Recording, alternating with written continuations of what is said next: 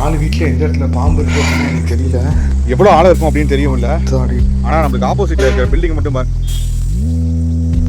எவ்வளோ ஆழம் இருக்குன்னு எனக்கு தெரியல. ஆனால் இதை கிராஸ் பண்ணி தான் அந்த பிளேஸ்க்கு போகணும்.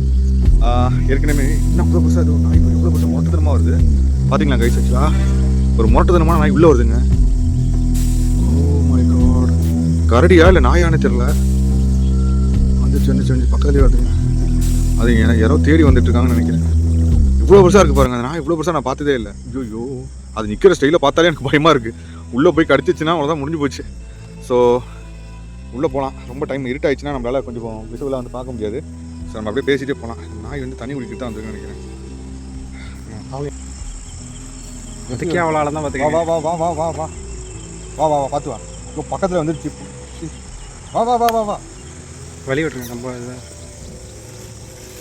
வா வா போ போ போ போ போ போ